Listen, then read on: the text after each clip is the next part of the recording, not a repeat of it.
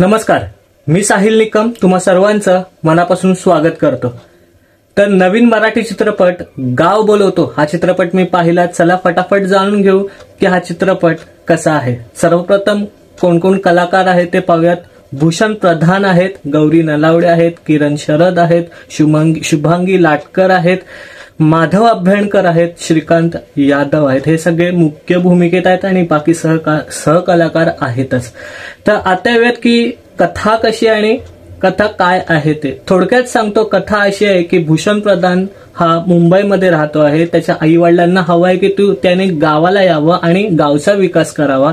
मग तो भूषण प्रधान हा गावाला येतो आणि त्यानंतर तो कशा प्रकारे गावचा विकास करतो हा एक ट्विस्ट आहे आणि एक रिवेंज, एक बदला घ्यायचा असो त्याला। तर तो बदला काय हे सगळी स्टोरी एकंदरीत आहे। जास्त सांगत नाही, ते ट्विस्ट सांगितले तर स्टोरीची मजा जाईल।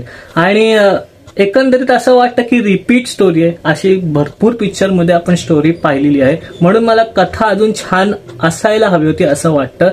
आणि त्याच्यानंतर आता येऊयात की परफॉर्मन्स कसे आहेत ऍक्टर्सचे। जर का भूषण प्रधान यांचे मागचे 2 चित्रपट पाहिले तर घरात गणपती आणि जुनं फर्निचर, ज्यात त्यांनी अफलातून आणि खूप छान ऍक्टिंग केली होती। परंतु ह्या चित्रपटामध्ये डिरेक्टरला त्याकडनं त्या पद्धतीचं काम करून घेता नाही आलं असं मला कुठेतरी वाटतं आहे। एवढी छान ऍक्टिंग वाटली नाही। गौरी नलावडे प्रॉपर दिसतात, चांगलं काम केलंय, पण अजून त्यांचा स्क्रीन टाइम असायला हवा होता।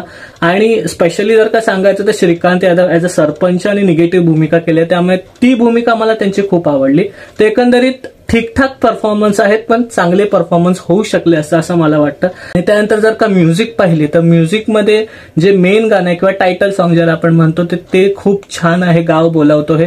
बाकी गाणी तर ठीकठाक वाटली। आणि त्याच्यानंतर जर का तुम्ही म्हणाल की स्क्रीन प्ले मला एकंदरीत खूप रटाळ वाटला, खूप कंटाळवाणी वाटला। कारण रिपीट म्हणजे आपण असं म्हणतो की हे पाहिलेलं आहे, हे पाहिलं आणि ह्याच्यानंतर हेच घडणार आहे असं आपण प्रिडिक्ट करू शकतो। त्यामुळे मग कंटाळा येतो आणि कुठेतरी स्क्रीन प्ले सुद्धा ड्रॅग झालाय त्या नादामध्ये। म्हणजे गाव दाखवण्याच्या ह्याच्यात, अति ते दृश्य दाखवण्याच्या ह्याच्यामध्ये कुठेतरी ते मला वाटतं की स्क्रीन प्ले ड्रॅग झालेला आहे, तर ते कमी व्हायला हवं होतं।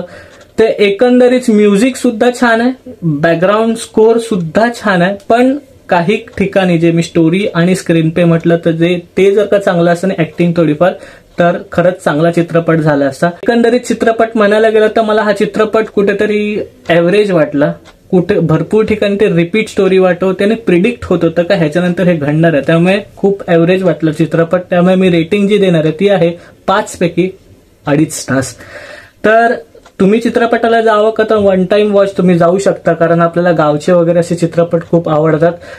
तर एक पॉझिटिव्ह बाजू जी माझी सांगायची राहिली, ती पॉझिटिव्ह बाजू म्हणजे की जे गावचा जो सीन जे दाखवले, जे दृश्य दाखवले, जे व्हिज्युअल्स दाखवले ते खूप रिच वाटतात आणि खूप कनेक्ट करणार आहे। तर ती बाजू फक्त एक पॉझिटिव्ह बाजू आहे चित्रपटाची मला वाटतं।